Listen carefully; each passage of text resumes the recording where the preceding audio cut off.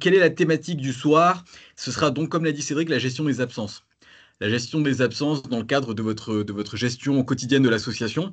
Alors, vu qu'on a la chance de ne pas être très nombreux ce soir, ce que je peux vous proposer, c'est simplement d'ouvrir le micro et de m'interrompre quand vous le souhaitez. Pourquoi? Parce que ça permettra d'engager une sorte de discussion sur les différentes thématiques qu'on va avoir. Sachant qu'en plus, dans le cadre de ce type de thématique qu'on a, voilà, on a vraiment choisi, puisque les diapos ont été travaillés par l'ensemble du service juridique, on a vraiment choisi de faire participer le plus possible les gens à travers différents cas pratiques qui sont tous, qui découlent tous de différentes interrogations qu'on a reçues au service juridique directement. Donc, si vous voulez, on va rentrer dans le vif du sujet. Et bon, voilà, comme vous l'imaginez, on va commencer par une question. Une question qui est: quel type d'absence pouvez-vous rencontrer dans le cadre de votre gestion d'association à ce jour, jusqu'ici, vous, dirigeant d'association, quel type d'absence vous avez déjà eu à gérer? Et allez-y, répondez-moi, on est tous ensemble. Personnellement, j'en ai pas eu à gérer, moi. Ouais. Et qu'est-ce que vous vous attendez à devoir gérer bientôt, surtout? Vous allez voir, après, on va tout lister, on va voir tout tout ce qui pourra vous être soumis à votre gestion. Voilà, je vois il y a Madame Popa qui me dit arrêt de travail, congé paternité, absolument, absolument. Allez, dites-moi tout ce qui vous passe par la tête. Les départs en retraite, il y a... Ouais, retraite, congé maternité, exactement. Bon, bah voilà, c'est bien, vous êtes au bon endroit et j'imagine que vous voulez en savoir plus, donc vous êtes au bon endroit et on va voir ça tous ensemble. Hop, le programme de la soirée. On va regarder l'absence due à l'annulation d'un cours, les jours fériés, en plus ça tombe bien parce qu'il y en a eu pas mal récemment, l'absence due à la maladie, l'absence due à l'accident du travail, qui n'est pas la même chose, les congés pour événements familiaux, l'absence due à la maternité, le congé paternité, l'absence formation et bien évidemment les sites d'information qui vous sont proposés pour y voir un petit peu plus clair. Écoutez, 18h09, on va commencer, on a un programme un petit peu chargé. Comme je vous l'ai dit, n'hésitez pas à intervenir, à me poser des questions, à discuter avec moi, je suis là pour ça. On est là ensemble pour ça, donc vraiment, on commence et on va regarder l'annulation d'un cours. Est-ce que vous avez déjà eu à annuler un cours ou à voir votre cours annulé par l'animateur dans le cadre de votre activité? Et si oui, comment avez-vous réagi? Je vois qu'on m'écrit dans le chat, donc j'attends d'avoir la réponse complète. Non, pas du tout. Ok, très bien. Euh, oui, on a essayé de le remplacer. Très bien. Eh bien, regardez, on va commencer par un cas pratique. La mairie de Dole, en plus c'est marrant parce que je vois qu'on a quelqu'un de Jim Dole, donc c'est assez marrant, c'était pas fait exprès. Mais voilà, la mairie de Dole vous informe en octobre que la salle qu'elle vous prête pour vos cours d'AeroMove du mardi sera indisponible une semaine entière, mi-juin 2025, pour une compétition de basket. Vous informez les animateurs qu'ils ne seront pas payés et vous exigez qu'ils rattrapent un samedi. Est-ce que vous en avez le droit? Allez-y, on y va. Mettez votre micro, on parle tous ensemble. Non, moi je dirais non. Ok, ok. Est-ce qu'il y a d'autres avis? Nous, on a eu les cas. Vous m'entendez? Oui, je vous entends très bien. On a eu les cas, mais on a essayé de reprogrammer ça pendant les vacances scolaires. Donc, ils étaient payés. Ils ont récupéré leurs heures. D'accord. Donc finalement, vous êtes arrangé avec l'animateur, c'est ça? Exact. Et on a D'accord, très bien. informé tous les publics bien à l'avance avec les changements. Oui, c'est ça. Finalement, vous avez fait de la communication et vous vous êtes arrangé avec l'animateur également pour pouvoir finalement rattraper en quelque sorte le cours qui a été annulé. Ok. Et du coup, qu'est-ce que vous pensez? Est-ce que vous- Est-ce qu'une présentation... Oui, Madame Descaissers, il y a en effet une présentation qui doit s'afficher normalement. Il y a des diapositives qui sont censées s'afficher. Mais en tout cas, n'ayez aucune crainte. Je vais vous les envoyer à la fin de l'intervention. Toutes les personnes, enfin, je vais envoyer au comité régional toutes mes diapositives qui vous seront transmises par la suite. Donc, vous n'en avez pas vraiment besoin et pas besoin de prendre de notes. Écoutez et participez, ce sera très bien. Donc oui, on en revient à mon cas pratique. Donc vous informez les animateurs qui ne seront pas payés et vous exigez qu'ils rattrapent un samedi. Donc qu'est-ce que vous en pensez? Est-ce que vous auriez fait comme ça, c'est-à-dire à obliger l'animateur de décaler son cours pour justement répondre à cette problématique d'indisponibilité de la salle? J'ai Non, déjà eu des bonnes réponses, hein, donc n'hésitez pas à y aller. Il y a pas... nous, une fois, on n'a pas pu trouver une solution et on a Ouais, payé l'heure de l'animateur. On lui a payé son cours. exactement. Allez, on va regarder ensemble de quoi il s'agit.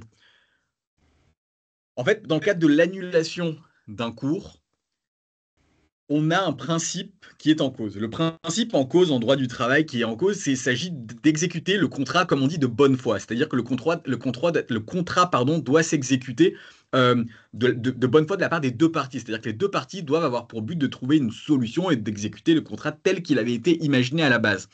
Naturellement, dans ce cadre-là, il y a une obligation de fournir un travail qui pèse sur l'employeur. Employeur que vous êtes, puisque vous êtes dirigeant bénévole d'association. Par conséquent, pas de problème, Madame de Keyser, écrivez par le chat, il n'y a aucun souci. Par conséquent, si le salarié ne se rend pas de son propre chef sur le lieu de travail, à ce moment-là, la retenue sur salaire sera proportionnelle à l'absence si elle est injustifiée, bien évidemment. Si on est dans le cadre d'une maladie, c'est un petit peu différent. On le verra tout à l'heure. Donc, si le salarié ne se rend pas sur sur le lieu de travail, à ce moment-là, on pourra faire une retenue. Si, à l'inverse, l'employeur est à l'origine de l'annulation du cours, à ce moment-là, puisque pèse sur lui une obligation de fournir du travail, à ce moment-là, l'heure qui aura été annulée sera due. Il faudra lui payer. Dans le cas pratique qui a été mis en place, on pourrait tout à fait se dire, oui, mais ce n'est pas de la faute de l'employeur si la salle n'est pas disponible, puisqu'en réalité, c'est la mairie qui ne met pas à disposition la salle, on est bien d'accord. Eh bien, on considérera malgré tout que dans ce cadre-là, ça reste davantage, on va dire davantage la faute de l'employeur. La faute, c'est bien évidemment pas sa faute, hein, mais c'est davantage la responsabilité de l'employeur que du salarié. Et par conséquent, eh bien, le cours sera payé à l'animateur pour cause d'indisponibilité de la salle. Voilà pour cette thématique. Finalement, c'est une réponse, voilà, une thématique assez simple, j'imagine, à comprendre. Si vous avez des questions, n'hésitez pas à revenir vers moi afin d'expliquer un petit peu tout ça. Si c'est bon pour vous, on va passer sur la catégorie des jours fériés. Jours fériés qui, j'imagine, vous a concerné il y a quelques temps, puisque voilà, on est au sortir du mois de mai, tous les jours fériés ne sont pas encore passés, mais il y en a eu quand même pas mal en début de mois. Alors, si j'avais à vous poser une question, et ces questions seraient comment avez-vous géré les jours fériés pour vos salariés jusqu'ici? Qu'est-ce que vous me répondriez? On ne travaille pas, on ne paye pas. Bah ouais. Ouais, grosso modo, c'est ça. C'est exactement ça. Et c'est assez marrant parce qu'on communique beaucoup ce sujet sur le sujet des jours fériés, puisque en effet, on est pas mal interrogé là-dessus par différents clubs. Et en effet, il y a un principe qui est en fait très clair. Si la personne travaille ou est supposée travailler le jour où tombe le jour férié, alors à ce moment-là, bon, ben, elle ne travaille pas et on lui paye. Et si jamais on l'invite à travailler et elle souhaite travailler, et on tombe d'accord sur le fait de la faire travailler, alors on la paye un petit peu plus cher, à savoir 150% habituellement et 200% sur le 1er mai. Hop, je vous mets une fiche récapitulative. Si le jour férié tombe un jour habituellement travaillé, donc comme vous l'avez dit, le jour chômé et maintien de la rémunération, donc la personne ne travaille pas et reste rémunérée. Si le jour férié tombe un jour habituellement non travaillé, comme je l'ai entendu tout à l'heure, travaille pas, paye pas, c'est exactement ça, aucune rémunération complémentaire. Et lorsque le salarié travaille un jour férié, eh bien on a une majoration de salaire de 50% et de 100% pour le 1er mai. Voilà, c'est un principe finalement assez simple.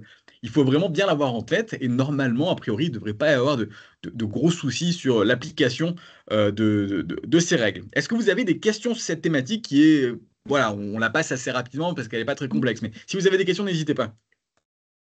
Oui, j'ai une question. Vous m'entendez? Bien, très bien. Bon. J'ai une salariée, une animatrice qui a pris une semaine de congé exceptionnel et dedans, il y avait un jour férié. Est-ce que je le paye? Elle devait c'est un jour férié où elle travaillait habituellement. Est-ce que je dois lui payer? Quand vous dites qu'elle a pris une semaine de congé Oui, exceptionnel, qu'est-ce que vous entendez oui, par là? Vous êtes tombé d'accord en fait sur le fait qu'elle ne travaille non. pas cette semaine-là, on est d'accord? Oui, parce que normalement, elle travaille que hors, période de congé. Or là, Ouais, c'était c'est pas ça. des Hors congés période de vacances d'école. scolaires, ouais. Ouais. Or, elle a demandé pour personnellement d'avoir une semaine Alors en non. dehors de nos vacances habituelles. Non, alors, d'un point de vue purement juridique, normalement, non. Elle n'est pas censée avoir de paiement relatif à ce jour ce jour férié-là, pardon, puisque naturellement, elle était en congé. Donc, il n'y a pas il y a pas normalement de paiement sur ce jour-là. Par contre, voilà, il vous est tout à fait possible de vous arranger avec la salariée si vraiment elle considère, elle, que ça devrait lui être dû, puisque normalement, en fait, je ne sais pas combien d'heures par semaine chez vous, ou comment est organisé son temps de travail au sein de votre association, mais si, voilà, si vous êtes mis d'accord sur le fait que ce soit une semaine de congé, alors à ce moment-là, elle n'a pas à être payée, en fait. Mhm. Voilà.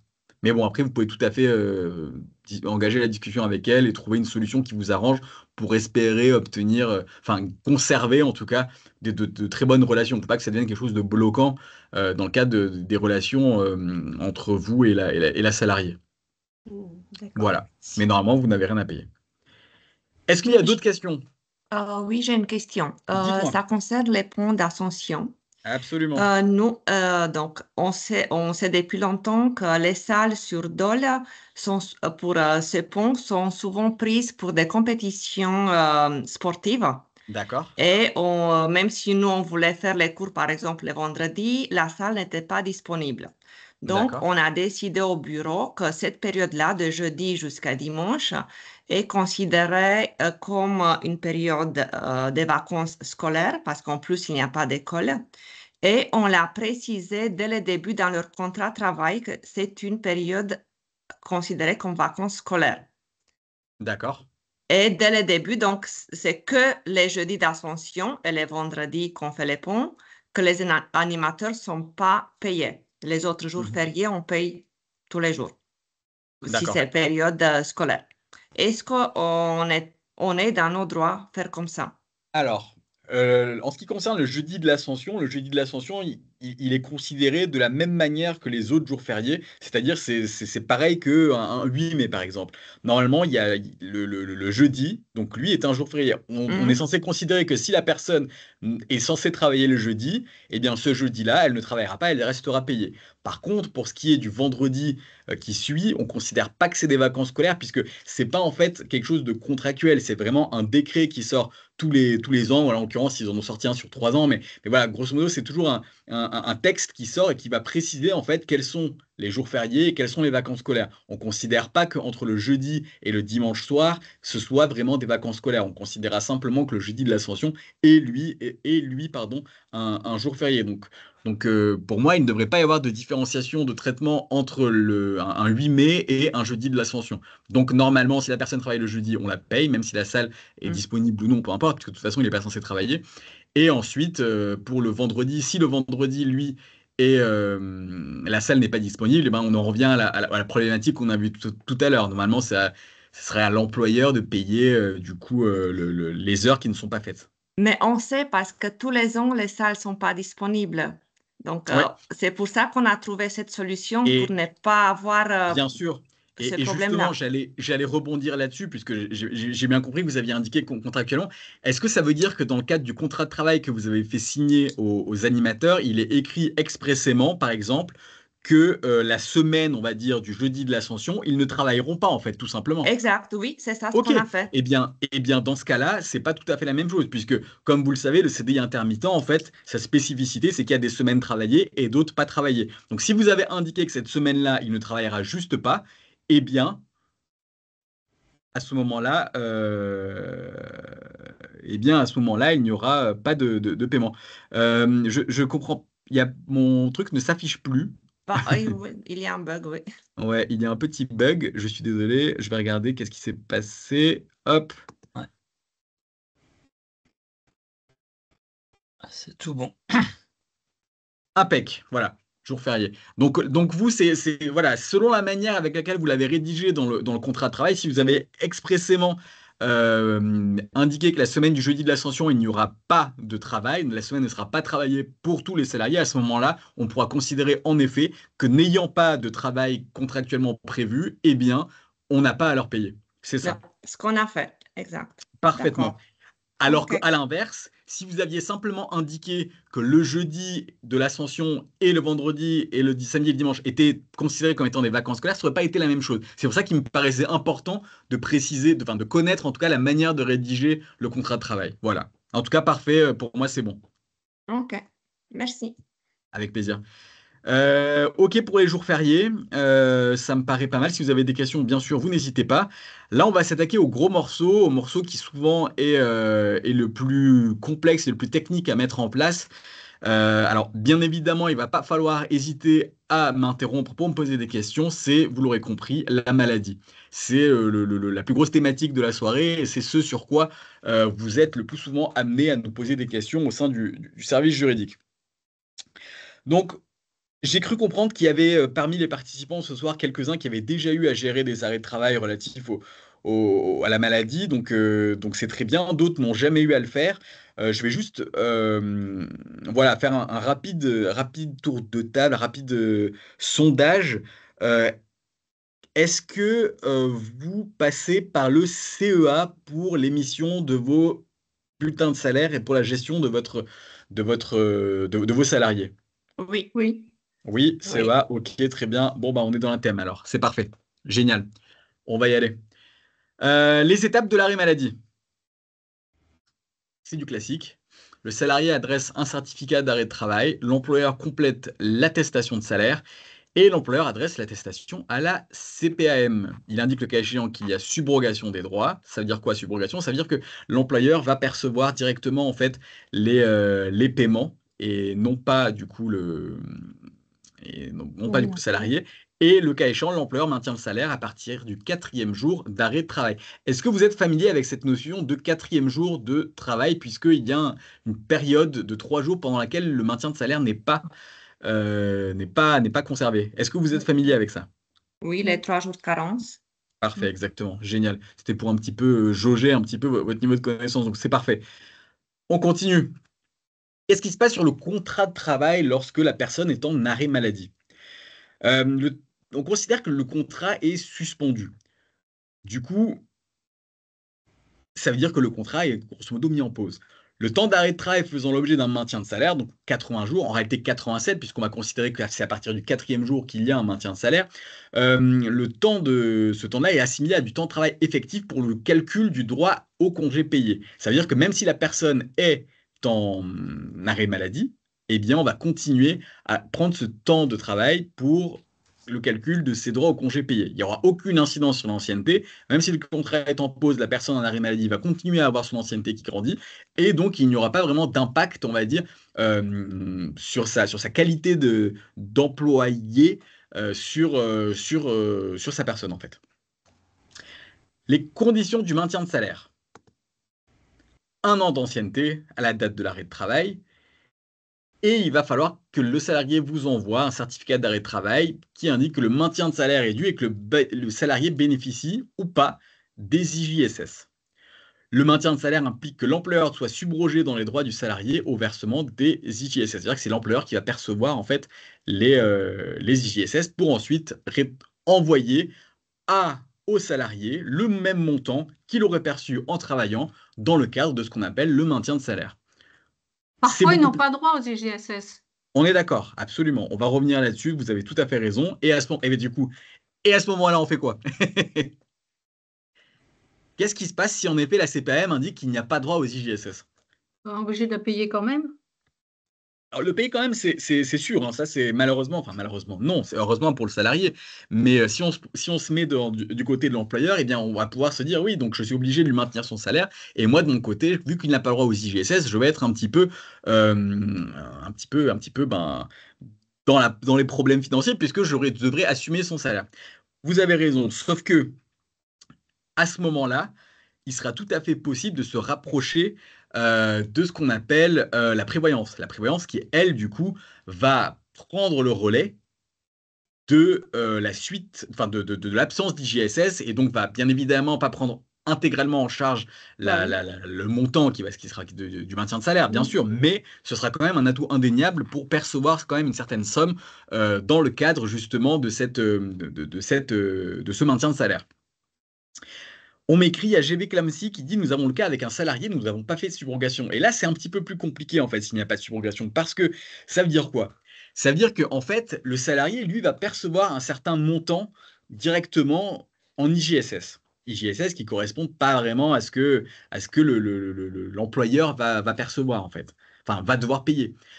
Donc, ce qu'il va falloir faire, c'est faire la demande de la somme qui a été perçue par le salarié, et ensuite comparer avec ce que nous, on aurait dû lui verser pour finalement ajouter ce qu'il faudrait pour arriver au bon montant. En fait, finalement, on va tomber dans des calculs qui vont être plutôt embêtants et ennuyeux et qui vont prendre la tête de tout le monde. Donc, c'est beaucoup plus simple de mettre en place la subrogation. Je comprends que ce n'ait pas été fait, on peut tout à fait s'en sortir. Néanmoins, voilà, il va falloir demander et obtenir l'information du salarié sur le montant d'IJSS qui lui a été versé. Et ensuite, nous, de notre côté, regarder ce qu'on aurait dû lui fournir via le CEA, faire une soustraction et lui transmettre le montant qu'il aurait dû percevoir. C'est ça en fait qui est un peu embêtant, c'est lorsque la subrogation n'est pas faite. Alors je dis pas que c'est facile à faire. Souvent, des fois, le logiciel il a des difficultés à mettre en place la subrogation, mais en tout cas voilà, c'est tout l'intérêt de cette subrogation, c'est vraiment se faciliter la vie en réalité. Ça va pas nous faire gagner d'argent dans le sens où de toute façon les sommes dues seront dues, mais par contre ça va nous éviter une certaine problématique de calcul qui est relativement facilement évitable. Hop, on va regarder justement tout ça de manière un petit peu plus précise. Les IJSS maladie après les 90 jours. Donc là, on a bien compris que notre animateur salarié en arrêt maladie donc, avait eu son maintien de salaire pendant du coup du 4e au 90e jour. On en arrive là. Et ensuite, qu'est-ce qu'on fait? Est-ce que ça vous est déjà arrivé dans un premier temps d'en arriver là, d'avoir un salarié en arrêt maladie qui a un arrêt maladie qui dure plus de 90 jours? Non. Non. Ah, en cours. Je vois qu'il y a Fitness Motivation GV Clamcy qui me dit oui, en cours. Bah, n'hésitez pas à prendre le micro et dites-moi, comment vous faites? Où est-ce que vous en êtes? Oui, bonjour. Bonjour. Oui, nous avons notre salarié qui est en arrêt depuis le 10 février. Donc, dans un premier temps, moi, je m'étais renseignée auprès de la fédération. Bien sûr. Où j'avais eu une collègue qui m'a dit « Oh là là, ne t'embête pas avec la subrogation, c'est compliqué. Demande les indemnités que recevra ta salariée et puis tu les mets en déduction. » C'est ça. Donc, c'est ce que j'ai fait. Mais là, ce mois-ci, j'ai un gros problème parce que j'ai déclaré 36h30 qui aurait dû correspondre donc aux heures qu'elle devait effectuer. Avec le salaire qu'elle devait effectuer, j'ai mis le montant de ses indemnités et par contre, le CEA, enfin comment on peut dire, le calcul du salaire m'affiche 86 heures et quelques, alors que moi, je l'ai fait 2 fois de suite. J'ai annulé, j'ai refait. Je déclare bien mes 36h30, mais il me prend en compte, je vais vous dire exactement, 80, où est-ce qu'ils sont? Je recherche. Voilà, il me prend 86h40 alors que je ne déclare que 36h30. Oui. Alors, c'est vrai que je suis un peu perdue.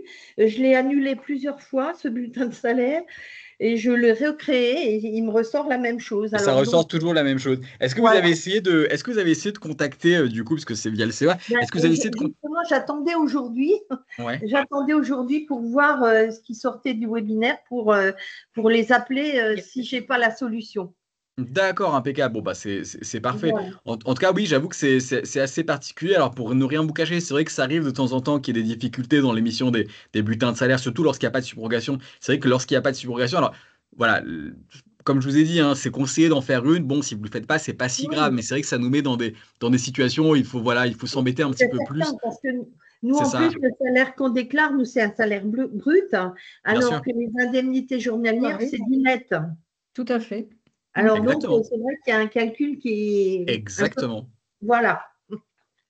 Donc c'est pour ça que nous, dans les communications au service juridique, on invite quand même toujours les clubs qui sont dans cette situation à en effet mettre en place la subrogation pour se faciliter vraiment la vie. Bon, après, voilà, on suivra avec attention votre dossier. Vous n'hésitez pas, lorsque vous allez contacter le CEA, du coup, dans la semaine, j'imagine, ou peu Oui, importe quand oui, vous le faites, vous n'hésitez pas à nous tenir au courant au service juridique, voir si ça coince un d'accord. petit peu. Comme ça, on suivra avec vous l'évolution et on pourra évidemment vous aider à mettre en place tous ces calculs, parce que vous imaginez bien qu'on est quand même souvent sollicité sur ces types de Je pense, problématiques. Donc voilà, on pourra tout à fait intervenir avec toutes les informations en notre possession, parce que là, je ne pourrais pas vraiment vous répondre précisément, mais avec toutes les informations, on oui, regardera ça ensemble et on vous aidera à mettre le bon montant, en tout cas dans les fiches de paie que vous allez d'accord. émettre.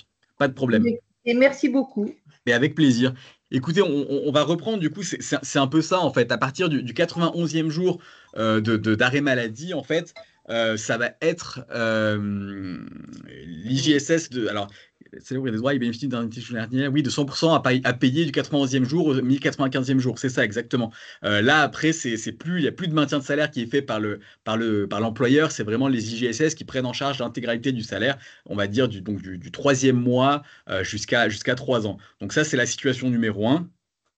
Et si jamais, donc, s'il a ouvert les droits, donc si jamais il n'a pas ouvert de droits, le salarié, donc à la suite de ces, donc à ce moment-là, eh bien, il n'y aura pas d'IJSS qui seront versés et ce sera uniquement, pardon, les indemnités de prévoyance qui interviendront. Et donc c'est pour ça qu'il est utile aussi de se rapprocher assez rapidement de la prévoyance pour en effet pour pouvoir anticiper, si vous voulez, toutes les problématiques liées au non-versement des IJSS par la CPAM. Donc toujours avoir en tête les deux éléments, puisqu'on peut rapidement se retrouver dans une situation où les IJSS ne permettent pas en fait d'aider l'employeur à faire le maintien de salaire, et donc se retourner vers la prévoyance reste une des solutions.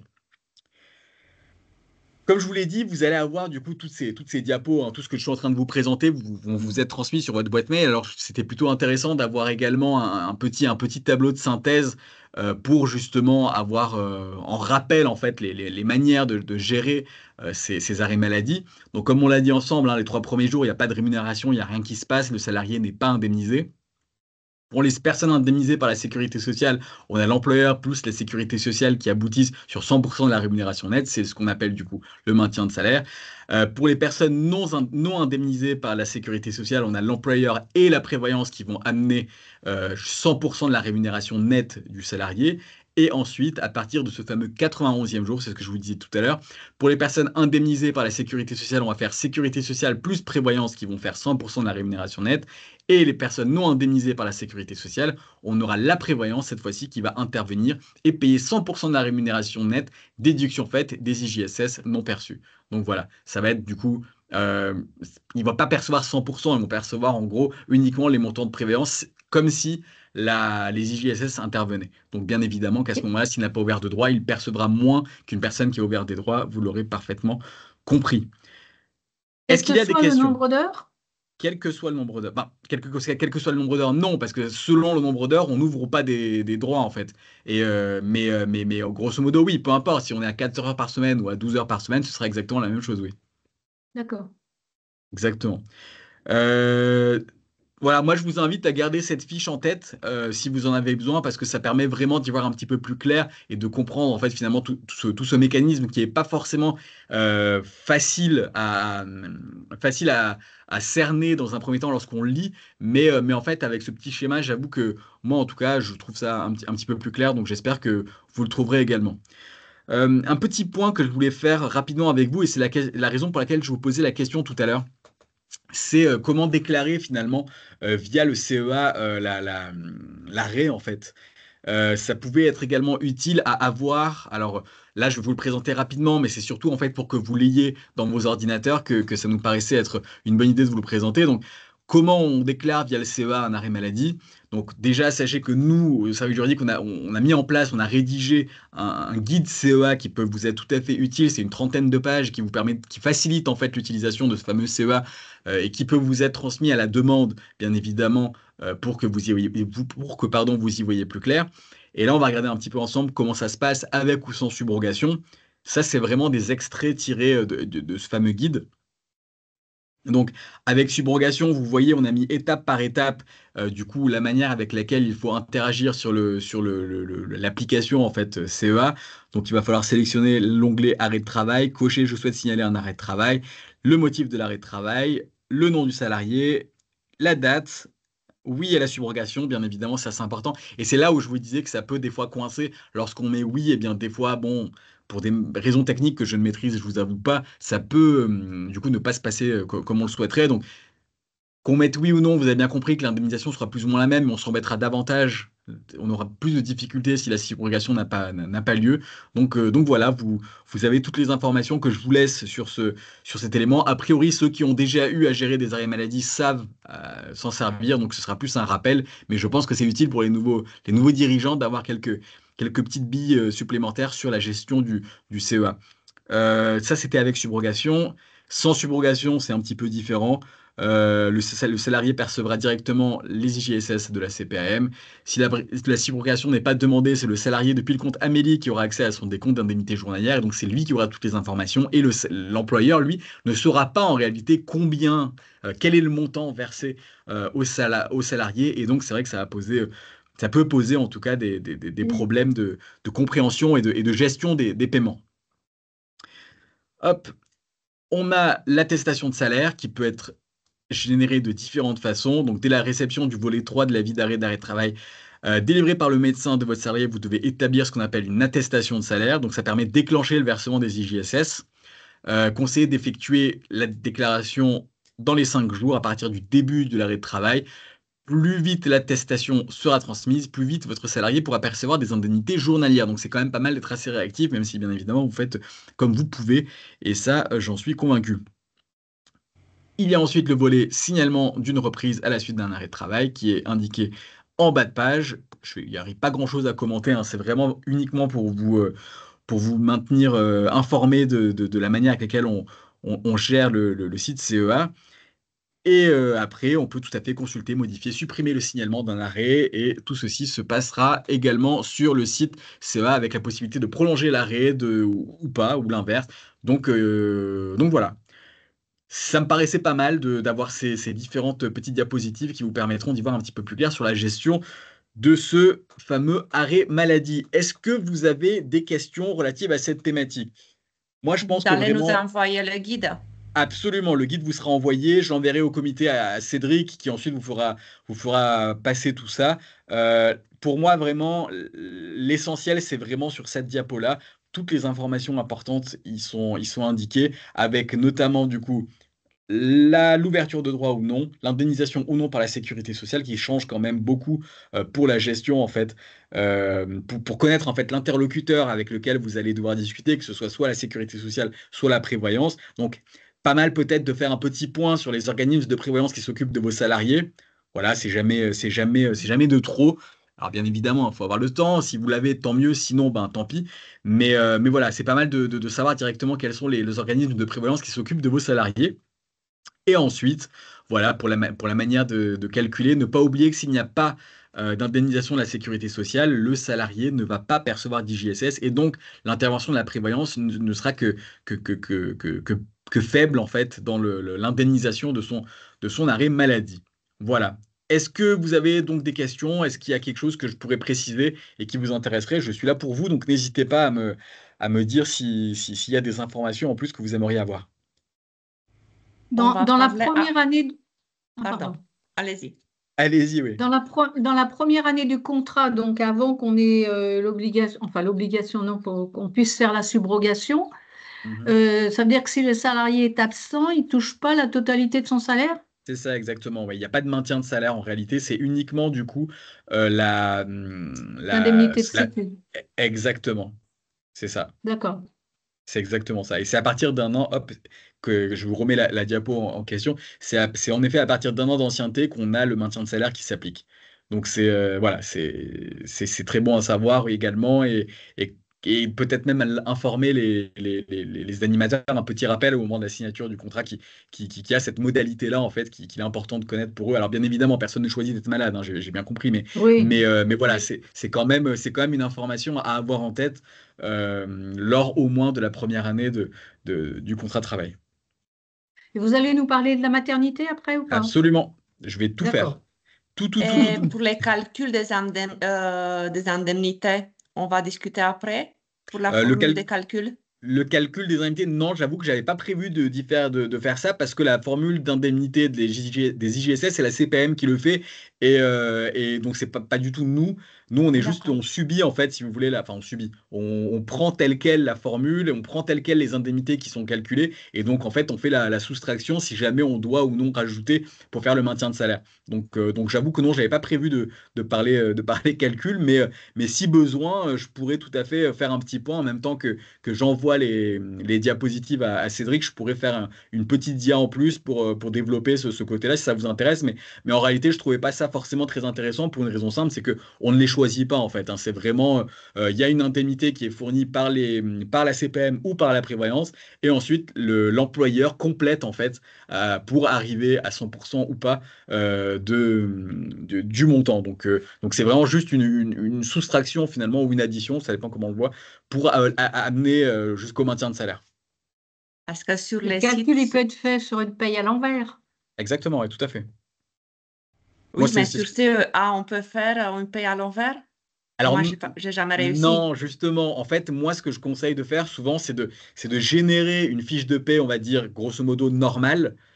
Ensuite, on regarde quelle a été la somme perçue par les IJSS, en fait. Si jamais il n'y a pas de subrogation, je parle, hein, bien sûr, hein. S'il y a de la subrogation, il n'y a rien à faire. L'employeur perçoit une somme et la fiche de paie normale est sortie en ajoutant une ligne de ce qui a déjà été perçu par l'employeur. Mais s'il n'y a pas de subrogation, par contre, là, c'est un petit peu différent, puisque là, on sera obligé de... Donc, moi, voilà, on génère la fiche de paie et comment dire, soit le salarié nous transmet du coup le montant, mais ça n'arrive jamais, soit on complète en indiquant que ce montant-là a été payé par les IJSS, par la CPM, et donc nous on rajoute simplement ce qui manque. Est-ce que vous me suivez? Oui, mais il faut recalculer le salaire brut et c'est pas évident. Exactement, D'autant exactement. plus que les charges, il y a une modification des charges salariales aussi. Il y a une modification des charges salariales, je suis d'accord avec vous, c'est pas une mince affaire. Et c'est souvent comme ça que c'est souvent là où justement les clubs contactent le service juridique et nous on essaye de faire ça pour eux. Donc c'est vrai que c'est pour ça on conseille bien évidemment la subrogation qui est un moyen beaucoup plus simple de respecter en fait les dispositions de la convention collective. Et si le Et salarié reprend à mi-temps? après, vous voulez dire l'arrêt maladie? Ouais, après l'arrêt. Eh bien, dans ce cas-là, son contrat sera modifié. Il y aura certainement ça dépend de quelle façon, en fait, il va reprendre à mi-temps. Si c'est le médecin, en fait, qui l'invite à reprendre à mi-temps, eh bien, on va calculer différemment. Il y aura tout un protocole qui sera mis en place pour justement aboutir à son nouvel emploi du temps, finalement, avec une prise en charge de la CPM, des montants qui ne seront pas touchés dans un premier temps. Et ensuite, peut-être, après, c'est quand même très rare, hein, puisque nous, on est dans l'animation sportive. C'est quand même très peu fréquent qu'un animateur puisse exercer à mi-temps en tant qu'animateur. Parce que soit on peut, enfin, voilà, d'un point de vue physique, soit on peut animer, soit on ne peut pas. C'est très rare de pouvoir faire que à mi-temps. Mais voilà, il y aura tout un protocole qui sera mis en place. Il y a, j'ai une question de la GV Clemcy qui me dit: la prévoyance est-elle prévue avec la fédération ou est-ce au club d'en avoir une? Alors en réalité, les organismes de prévoyance, en fait, il y a une liste qui est proposée par la convention collective qui soumet différents organismes, en fait. Il y en aura 5, en fait, qui seront désignés par la convention collective et ensuite, il appartiendra au club d'en choisir donc un et de, voilà, finalement, affilier ses salariés à cette prévoyance-là. Si jamais vous sentez que vous n'avez pas, vous, de votre côté, fait ce choix-là, ou s'il y a peut-être un oubli de la part du club, je peux tout à fait vous envoyer une fiche également qui vous précisera en fait quels sont les organismes de prévoyance qui sont proposés par la convention collective, parce que c'est pas la fédération qui choisit, c'est vraiment la convention collective. Et à ce moment-là, vous n'aurez plus qu'à faire le choix. Par On fait contre, comme ça. un cas pratique. Par Oui. exemple, un animateur, il a 6 cours par semaine. Donc, nous, on le paye 12 heures par semaine. C'est ça.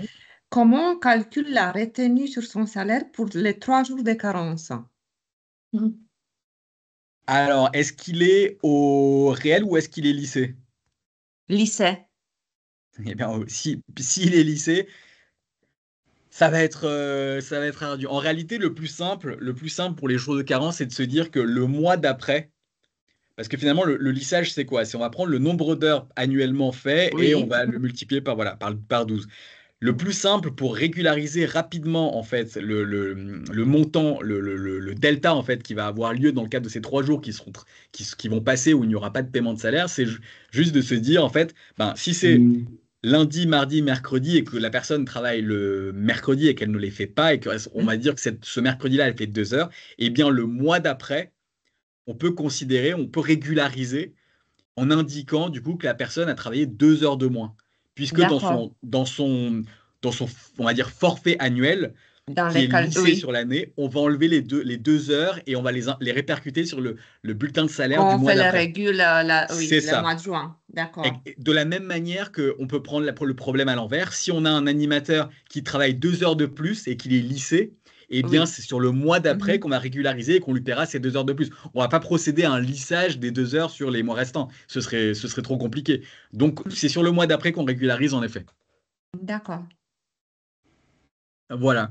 Mais donc, si il démarre son arrêt de travail pendant les vacances scolaires, Oui. est-ce qu'on retient les 3 jours de carence? Non, parce que forcément, il va falloir que les 3 jours de carence impactent en fait un des jours où l'animateur est censé travailler. Parce que si jamais les 3 jours de carence ont lieu, c'est pour ça que je précisais bien que le mercredi, la personne travaille. Si les 3 jours de carence sont lundi, mardi, mercredi, et que la personne ne travaille que le jeudi et le vendredi, eh bien, on ne pourra pas considérer qu'il y a des jours de carence en réalité. On dira simplement que les 3 jours de carence sont passés et que n'impacte pas le salaire puisque ça n'a pas impacté finalement les horaires de travail de la personne. D'accord. Ok. C'est vraiment ça qui est différenciant en fait. Voilà. N'hésitez pas, c'est très bien de me poser des questions. Je suis vraiment là pour ça. On a la chance de ne pas être beaucoup. Donc voilà, on en profite, on discute. Et le temps, même si le temps passe hyper vite, parce que je vois qu'il est déjà 18h50. Mais écoutez, en tout cas, on a fait la grosse thématique. La deuxième grosse thématique, comme vous devez vous en douter, bon, il y a l'arrêt maladie et il y a également ce qu'on appelle l'accident du travail. L'accident du travail, c'est lorsque finalement la personne se blesse dans le cadre de son activité professionnelle. Hop.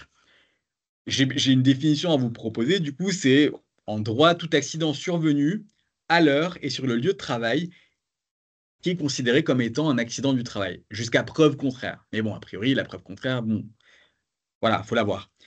Là, il y a une réglementation, du coup, qui est très protectrice, en fait, en droit du travail de ces travailleurs qui se blessent dans le cas du travail, puisque, en effet, à ce moment-là, la loi prévoit une prise en charge encore plus importante que celle de l'arrêt maladie.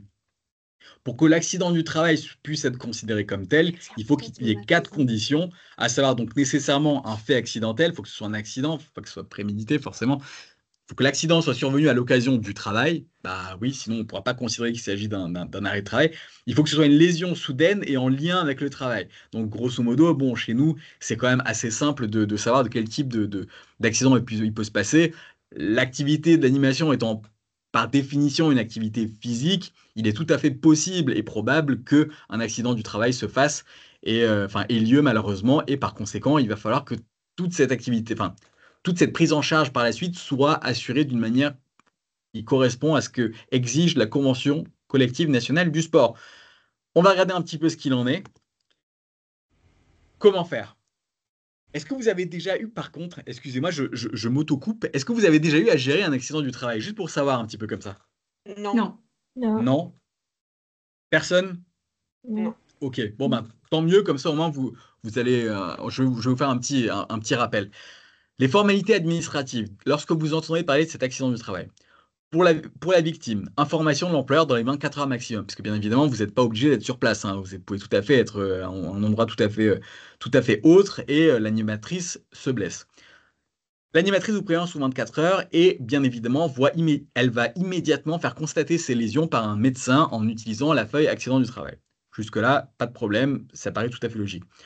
Pour l'employeur, qu'est-ce qui se passe? Vous allez délivrer la feuille d'accident de travail. Vous allez déclarer à la caisse dans les 48 heures, à compter du jour où vous en avez connaissance, la survenance de cet accident du travail. Et bien évidemment, si vous avez un doute, donc c'est ce que je vous disais dans la diapo d'avant, en disant jusqu'à preuve contraire, si vous avez un doute que ce qui s'est passé soit bien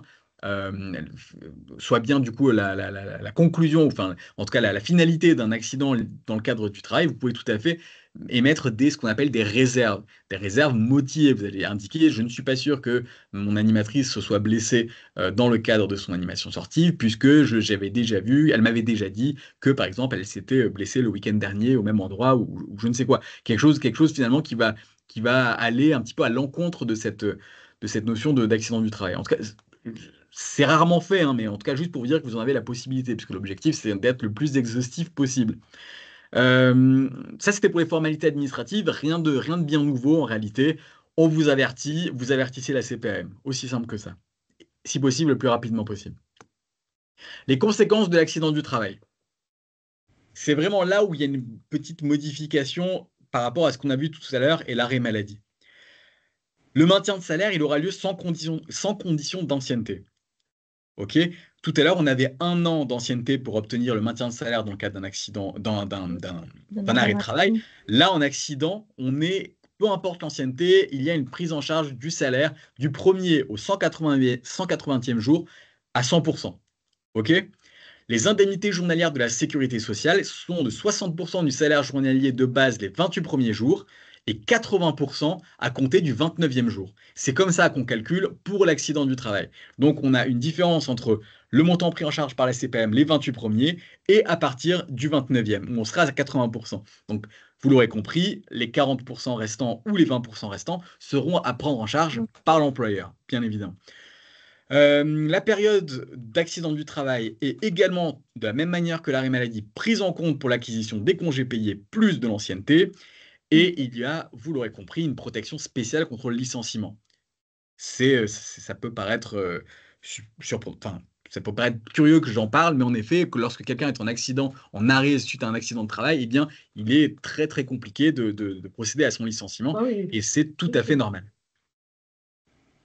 À l'issue de l'arrêt, bien évidemment, le salarié il est réintégré à son poste dans les mêmes conditions, sauf avis contraire du médecin, mais là c'est un petit peu différent puisque là on tombera dans quelque chose qu'on appelle l'inaptitude et qui est soumise à un régime particulier, mais on n'y est pas encore.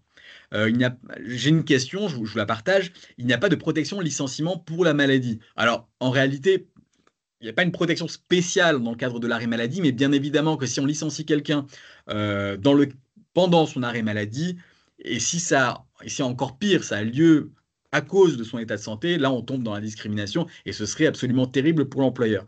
Mais on ne peut pas considérer qu'il y a une protection spécifique. Bien évidemment, c'est très difficile de licencier quelqu'un dans le cadre d'un arrêt maladie, mais il n'y a pas de protection spécifique en tant que telle.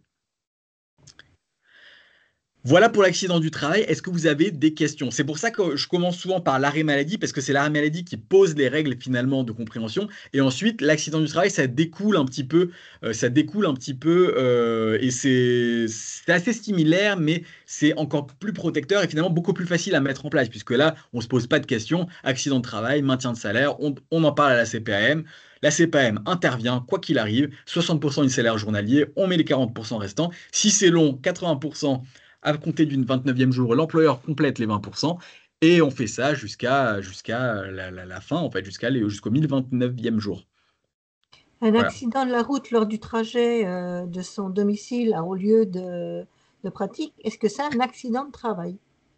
Question très très intéressante. À vrai dire, même les juristes ne sont pas forcément d'accord. Ça va vraiment être la CPAM qui va décider si oui ou non on est dans le cadre d'un accident qu'on appelle de trajet ou d'un accident à proprement parler de travail. Donc, il est possible, en effet, lorsque notre salarié a un accident de la route pour se rendre au travail, qu'une fiche d'accident du travail soit émise. À ce moment-là, vous avez le choix, justement, c'est exactement ce que je disais dans la diapo présente, de contester, en fait, d'indiquer que non, en fait, la personne qui a fait le trajet de chez elle au travail est passée par un autre chemin, aller je ne sais où, pour arriver jusqu'au travail. À ce moment-là, vous pouvez tout à fait argumenter sur le fait que non, ce n'est pas un accident du travail. Alors, c'est pas vous qui allez décider, c'est pas la fédération non plus, c'est vraiment la CPM qui va dire OK, on est sur de l'accident du travail ou on est sur un accident de trajet qui ne sera pas lui considéré comme étant un accident de travail. Donc ce sera pas vraiment la même chose. Donc voilà, ça dépend en fait. C'est une vraie réponse de juriste, ça dépend. Bon. Voilà, donc ne pas hésiter en tout cas, si vous le sentez, à faire des réserves dans le cadre de cet accident qu'on appelle de trajet. Est-ce que vous avez d'autres questions sur l'accident du travail? Non. N'hésitez pas, ok, bah écoutez, on enchaîne. Je vois que ça avait été demandé en début d'intervention, c'est les congés pour les événements familiaux. Donc on va regarder tout ça ensemble. Ça contient quoi? Je regarde un petit peu l'heure, je vois qu'il est déjà quasiment 19 h. On est sur un bon rythme, mais il va falloir peut-être accélérer un petit peu. On va voir. Absence pour événements familiaux. Le salaire, bien évidemment, doit être maintenu.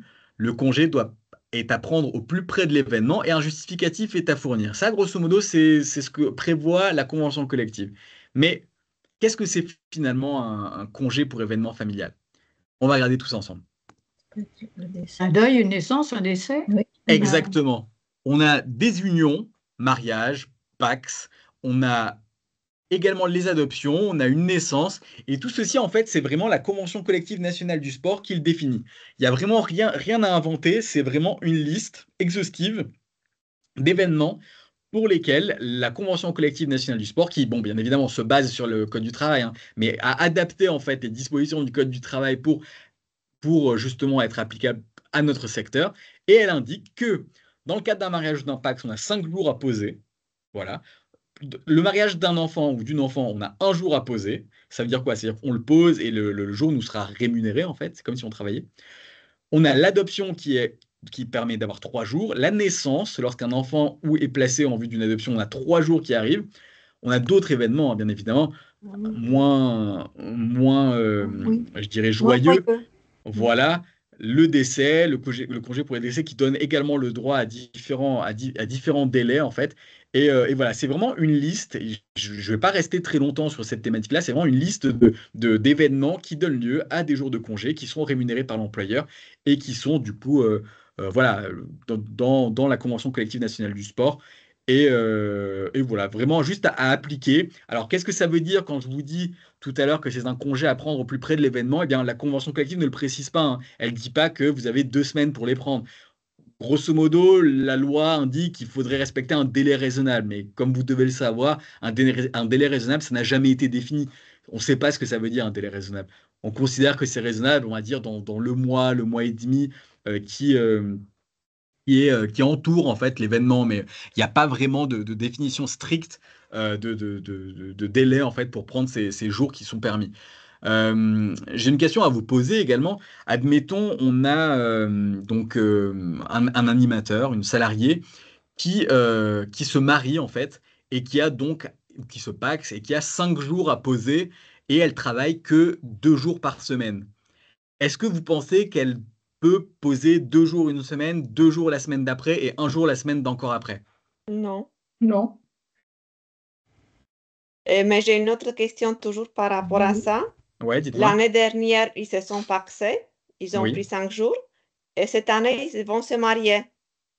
Ils ont je vais répondre aux 2 questions. Alors, en ce qui concerne la première question que je vous ai indiquée, alors, figurez-vous que oui, il est tout à fait possible en fait de poser 2 jours une semaine, 2 jours la semaine d'après et 1 jour la semaine d'après. Pourquoi? Parce que en réalité, pardon? C'est les jours travaillés.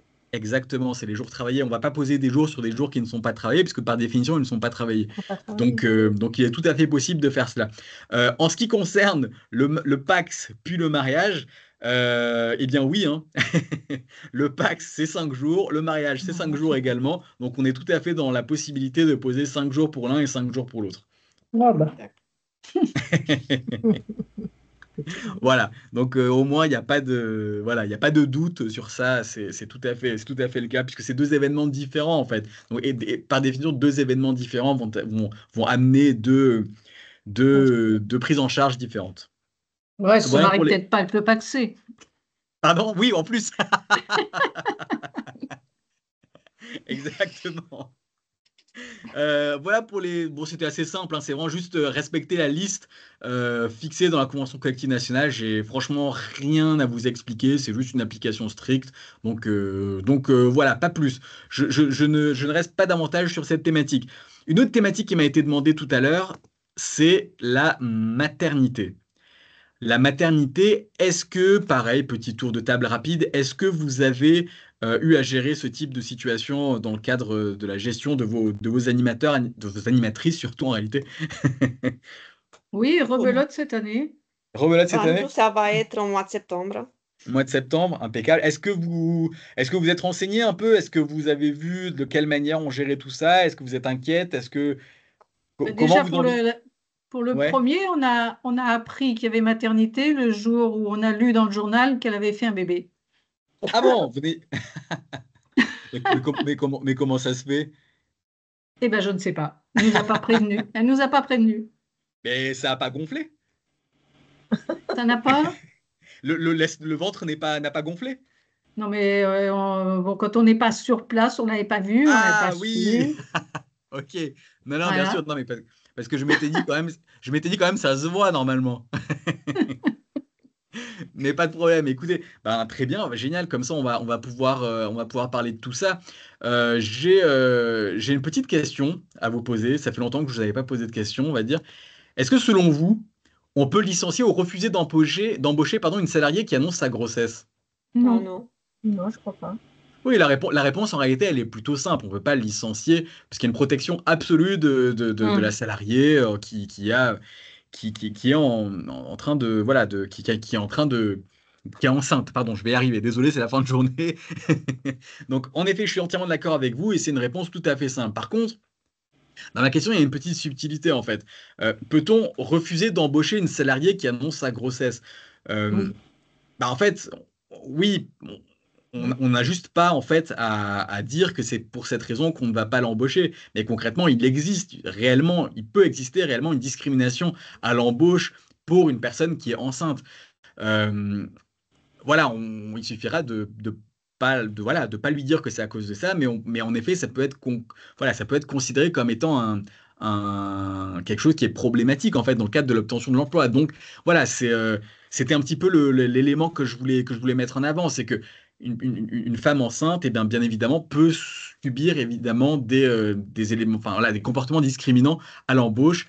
Et c'est la raison pour laquelle le droit essaye du mieux qu'il peut de mettre en place une protection absolue de la salariée qui est enceinte en fait. Donc c'est important voilà de mettre un petit peu la chose, de recentrer un petit peu le débat sur la notion de femme enceinte puisque c'est quand même une période qui est vraiment qui apporte une sorte de fragilité d'un point de vue purement professionnel.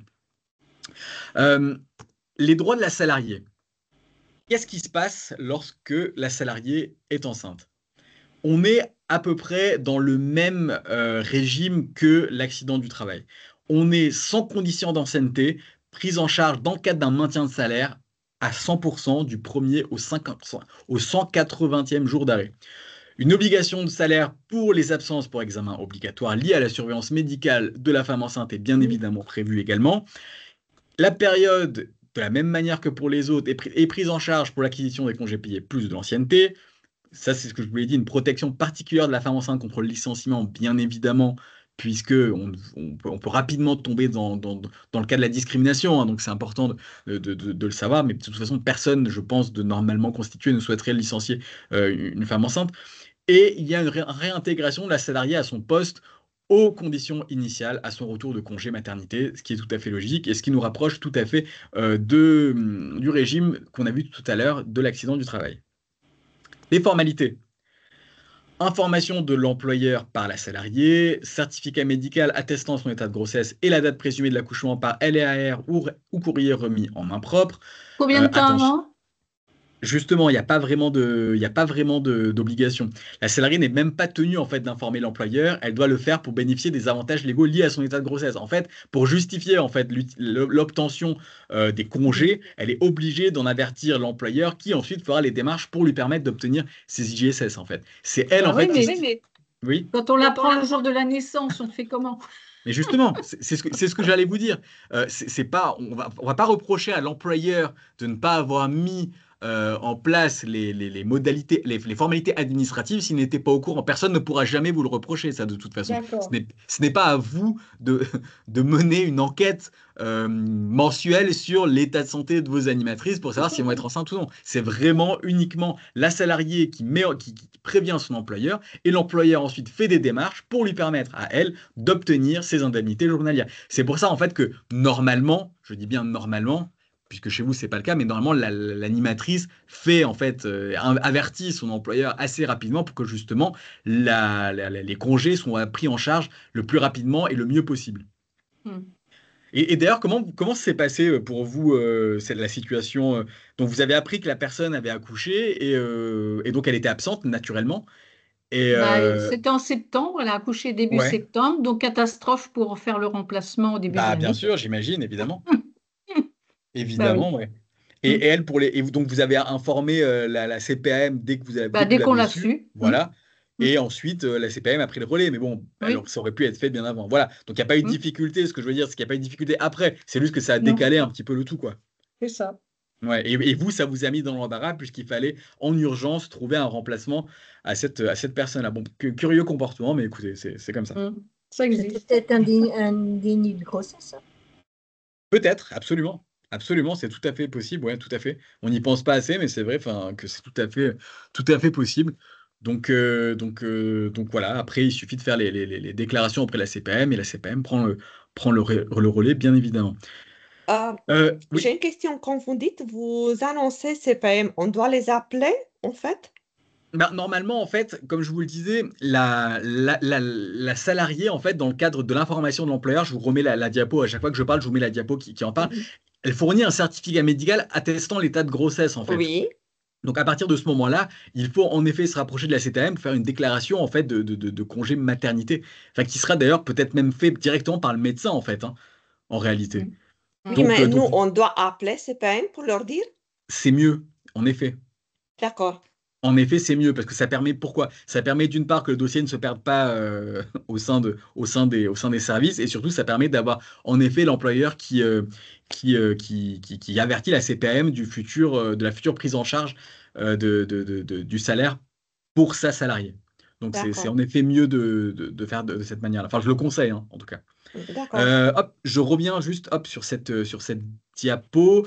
La durée du congé maternité comprend un congé prénatal et un congé postnatal. La durée évolue en fonction du nombre d'enfants. Selon le nombre d'enfants et le numéro de l'enfant, si je puis dire, puisque ça peut être le premier ou le deuxième, eh bien, en gros, on a différents délais. Durée de congé avant l'accouchement, on a 6 semaines. Durée de congé après l'accouchement, on a 10 semaines, selon portant le nombre d'enfants de 1 ou 2, si c'est le premier ou le deuxième enfant. Si c'est le troisième ou plus, à ce moment-là, on a 8 semaines et 18 semaines après. Voilà, ce qui fait en gros, là j'ai rien inventé, hein, c'est vraiment des délais qui sont indiqués dans la Convention collective nationale, donc je vous laisserai en prendre connaissance lorsque je vous enverrai la documentation. Non, ici, vous pouvez revenir? Bien sûr, bien sûr. Parce que l'animatrice m'a parlé d'un congé de pathologie par rapport au périnée. Donc, elle a le droit 2 semaines avant les 6 semaines qui commencent ça lui permet et 4 semaines d'après. Exactement. Ça permet de rajouter en fait 2 semaines au congé avant l'accouchement et 4 semaines après l'accouchement. C'est vraiment uniquement sur avis médical. Bien évidemment, c'est pas la salariée qui décide, hein, c'est ni qui demande. C'est vraiment le médecin qui est prescrit en fait, si je puis dire, le congé pathologie à la maman, à la future maman, et donc ça lui permet d'avoir 6 semaines de plus, donc 2 semaines avant et 4 semaines après. D'accord. Hop. Durée du congé maternité, donc sous réserve de l'avis favorable du médecin, bien évidemment, tous ces dossiers-là, c'est vraiment le médecin qui gère. Moi, je n'ai aucun avis à donner, c'est vraiment donc des avis médicaux. La mère peut demander à réduire son congé prénatal dans la limite de 3 semaines et d'augmenter le congé postnatal. En gros, on peut tout à fait faire une sorte d'accordéon sur les délais qui sont possibles, mais uniquement sur avis médical. Donc, grosso modo, ce qui va se passer, c'est que le médecin va décider en fait du nombre de semaines qu'il souhaite accorder, décider à la suite de son avis médical, à la suite de son analyse, comment organiser ses congés, et ensuite, vous n'aurez qu'à suivre en fait les éléments qui vous seront transmis, ni plus ni moins. L'employeur ne peut accepter une femme au travail pendant une période de 8 semaines au total avant et après leur accouchement, qui doit comprendre 6 semaines après celui-ci. Voilà. Donc en fait, c'est une petite définition, un petit élément assez strict où l'employeur, lui, comme je vous disais, ne peut pas accepter la femme au travail 8 semaines au total, donc minimum 6 semaines après celui-ci. L'indemnisation du congé maternité, il n'y a pas de jour de carence, c'est ce qu'on a vu tout à l'heure. Maintien du salaire net de la salariée pendant 180 jours. Attention, si la salariée n'a pas ouvert de droit à la sécurité sociale, la prévoyance n'intervient que pendant 112 jours. Pas de condition d'ancienneté pour bénéficier du maintien de salaire. Voilà. Est-ce que vous avez des questions? Non. A priori, non. Donc, on va enchaîner avec le papa. Le papa, donc lui, lors de la naissance d'un enfant, le père salarié bénéficie du congé de paternité et d'accueil de l'enfant de 25 jours consécutifs calendaires. Le salarié en congé bénéficie d'une indemnisation versée par la sécurité sociale. Donc voilà, 25 jours. Les démarches du... Hop, on a madame qui revient, qui se reconnecte. Et bon retour parmi nous. Petit bug. Hop, les démarches du salarié. Le salarié avertit son employeur au moins 1 mois avant la date de début du congé. Dès lors que ce délai est respecté, l'employeur ne peut pas s'opposer à la demande du salarié. Le salarié peut prévenir son employeur par écrit ou par oral. Il lui précise les dates de début et de fin du congé qu'il souhaite prendre. C'est quand même plus intéressant pour tout le monde de faire la demande par courrier, par écrit. Pourquoi? Parce que c'est beaucoup plus facile de prouver en fait que la demande a bien été faite et que la demande a bien été accordée par l'employeur, ou que, en tout cas, que la demande a été faite et qu'elle n'a pas été refusée par l'employeur. Voilà. Oui. Oui. Là, le salarié, le papa a droit à 25 jours, on est d'accord? C'est ça, exactement. C'est 25 jours, hop, je remets, c'est ça. Mais est-ce que c'est ça, c'est vraiment 25 jours consécutifs? Il ne peut pas les éclater comme on a vu pour les congés, les congés pour alors, mariage, justement, c'est une très bonne question. C'est une très bonne question parce qu'en effet, c'est 25 jours en tout. 25 jours, on va avoir 2 périodes distinctes. Une période obligatoire de 4 jours calendaires prise immédiatement après le congé de naissance. Donc, ça, à partir du moment où le bébé est né, eh bien, le papa prend 4 jours immédiatement. OK. Pas de possibilité de les fractionner. C'est vraiment 4 jours calendaires pris immédiatement les uns après les autres. Et ensuite, on a ce qu'on appelle une seconde période de congé où on a 21 jours qui peut être fractionnée, elle. Le salarié peut prendre les 21 jours du coup en une fois ou en 2 fois. Donc, il peut tout à fait se dire, je vais prendre, on va dire, 10 jours là, d'un coup. Ensuite, je vais attendre peut-être 1 semaine, 2 semaines, 3 semaines et reprendre les 11 jours restants. Mais il peut le fractionner qu'en 2 fois. On ne peut pas prendre 4 jours, puis on les laisse tomber, puis encore 4 jours, puis on laisse 3 jours. Puis c'est vraiment, on peut fractionner la deuxième partie des 21 jours en 2 fois, après avoir passé les 4 premiers jours. Voilà. D'accord. C'est vraiment relativement spécifique. Bon, alors habituellement, les 4 premiers jours sont souvent pris bon, c'est pas souvent pris, ils sont toujours pris donc immédiatement après, mais après ces 4 premiers jours, les 21 jours, eh bien la plupart du temps sont pris d'affilée, mais bon, chacun est libre bien évidemment de gérer, ou alors ce qu'on peut faire souvent, c'est comme c'est des jours calendaires, on peut prendre par exemple jusqu'au vendredi, couper ensuite la période samedi-dimanche, puisque souvent on ne travaille pas le samedi et le dimanche, et reprendre la seconde partie de la période à partir du lundi, ce qui donne finalement 2 jours de plus, puisqu'on sort de la notion de calendaire. D'accord. Euh, Ah oui, et ça, c'était pour le congé paternité. Est-ce que vous avez d'autres questions? J'ai une question globale. On va revenir un petit peu Revenons, arrêt on est là pour ça. travail plus maternité. Allez, on regarde. Donc, notre animatrice, elle va accoucher en septembre. Nous, on D'accord. finit les cours le 20 juin, on finit les cours. Donc, juillet, août, elle Ouais. ne travaille pas pour nous. Mais Oui, oui. elle travaille dans une autre structure où, D'accord. au mois de juillet, elle veut être en arrêt travail. D'accord. Est-ce que nous sommes obligés de la mettre en arrêt travail et pourtant, chez nous, il n'y a pas de cours? Pas du tout. Vous n'avez aucune obligation de faire ça. D'accord. Vous Donc, n'avez nous, aucun- on peut Alors, faire les montants salaire normal, en fait, vous, jusqu'à fin août et vous, commencer son congé prénatal en début de septembre. exactement. Bah, vous, ça vous impacte pas parce que vous soyez au lissage ou non, en réalité, en juillet, en août, elle travaille pas pour vous. Il n'y a pas d'heures en Exact. fait. Et en fait, les heures que vous allez lui rémunérer en juillet et en août, elles auront déjà été effectuées par le passé en fait. Donc il n'y aura pas à demander des IJSS ou quoi que ce soit puisque les heures en fait auront été travaillées et les salaires devront être payés par l'association. En réalité, comme vous le savez, hein, le lissage, c'est juste une facilité en fait de paiement. C'est pas du Oui, tout. Voilà, il n'y a pas besoin de. C'est pas lié en fait avec les heures de travail. Les heures de travail, elles auront déjà été faites. Donc vous n'avez absolument rien à faire pour les mois de juillet et les mois d'août. d'accord. Parce qu'elle m'a dit non, mais je ne peux pas être dans une structure en arrêt de travail et dans une structure avoir un salaire. Ben, j'ai dit, je vais poser la question. Bah si, puisqu'en réalité, c'est pas comme si c'était un salaire qui allait être payé à la suite d'un travail. Le travail il a Mhm. déjà été effectué. Toutes les heures Exact. auront déjà été faites. Donc il n'y a pas besoin. À la limite, même si vous le souhaitez, vous pouvez lui payer tout à la fin du mois de juin, puisque de toute façon, en juillet et août, elle ne travaille pas en fait. C'est vrai. Et je vais sortir un salaire à zéro. Oui, mais C'est je la ça. déclare comment? Non, mais ne le faites pas, hein. Mais ce que je veux dire, c'est Oui. que dans la théorie, théoriquement, en fait, eh bien, c'est ça, en fait, que enfin, vous auriez tout à fait pu lui payer tout à la fin du juin, mais comme c'est lissé, eh bien, le lissage impactera également juillet et août. Mais il n'y aura pas besoin D'accord. de faire une quelconque demande d'arrêt maladie pour juillet et août, normalement. OK. OK, j'ai compris.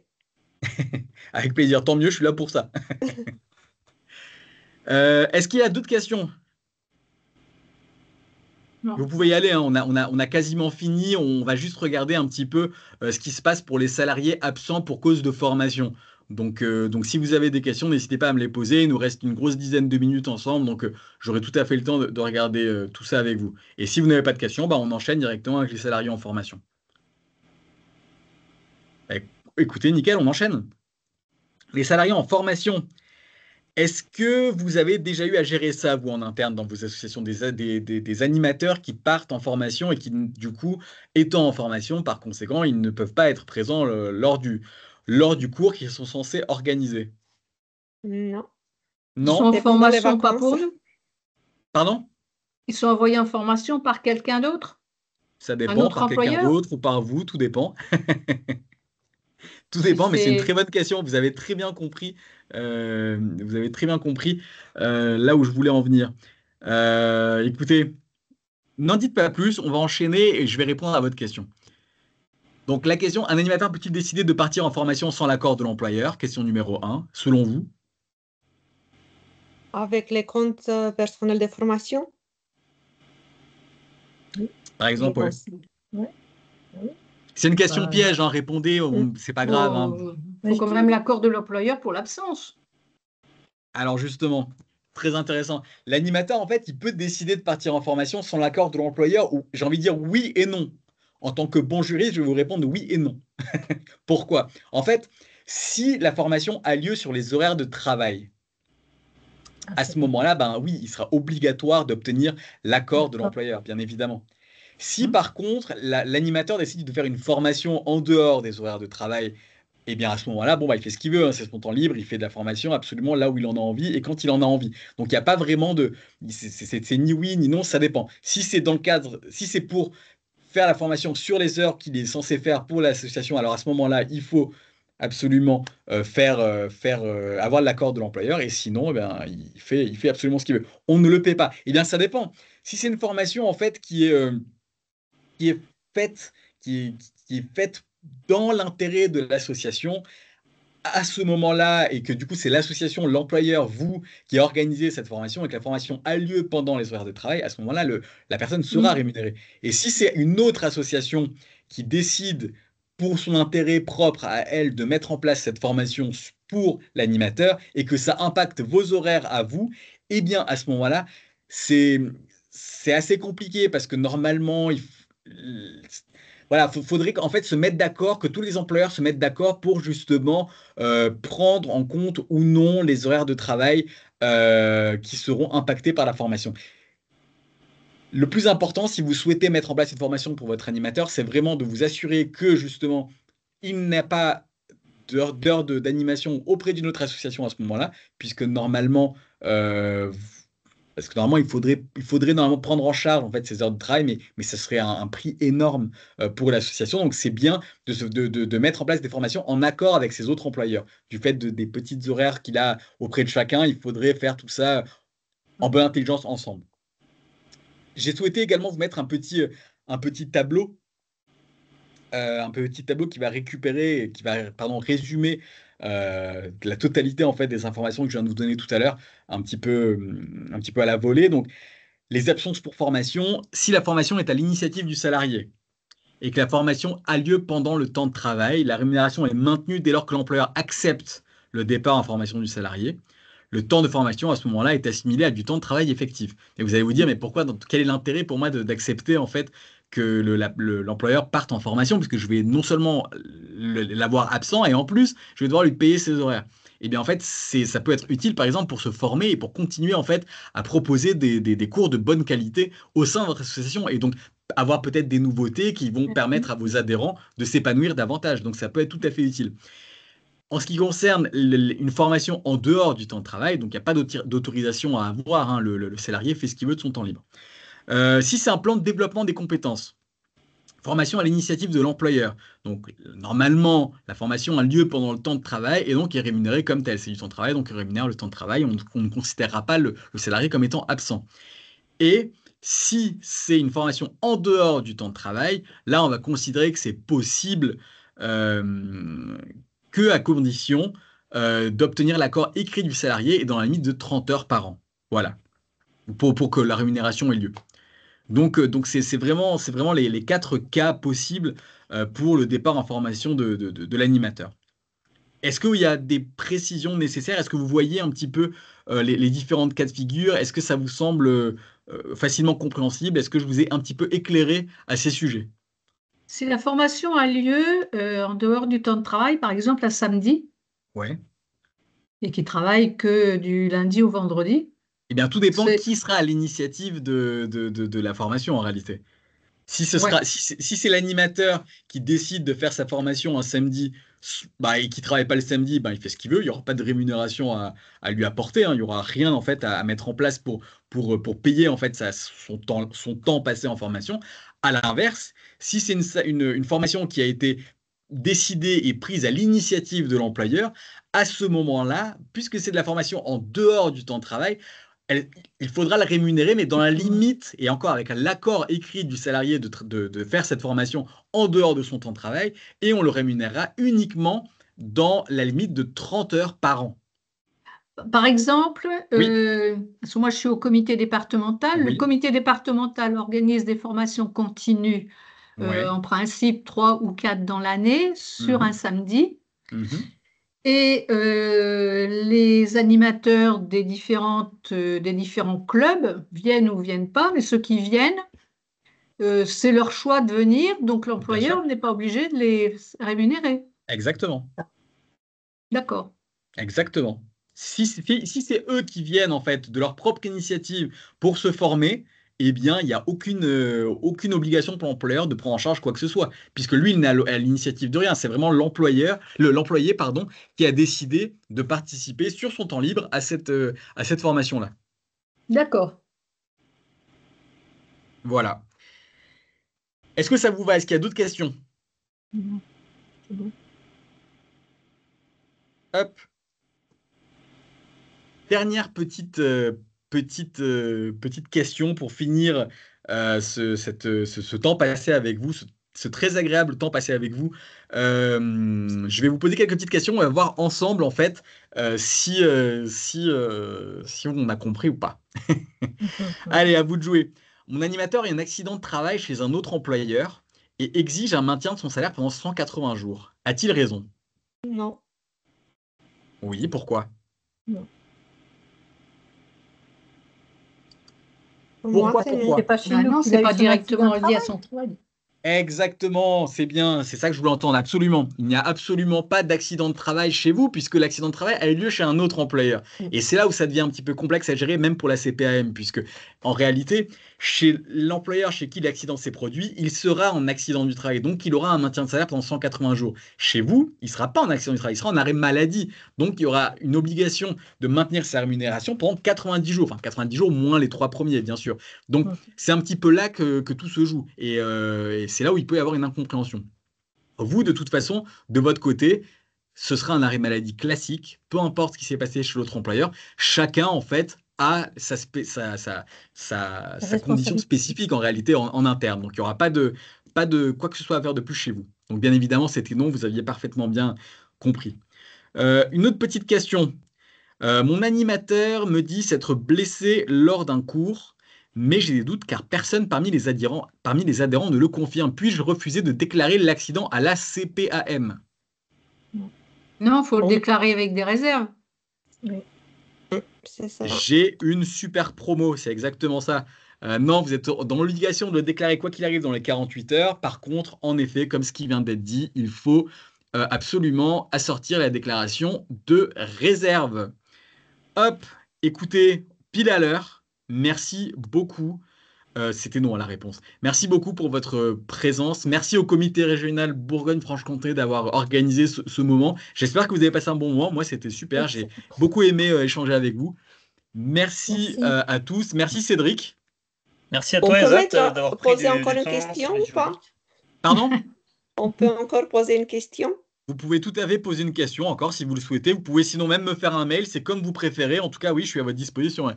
Donc, l'animatrice qui va être en arrêt, en congé maternité, Ouais. cette année, elle a 6 cours par semaine. Elle nous a demandé en écrit de baisser à 5 cours par semaine à partir de l'année prochaine. D'accord. Mais quand on va calculer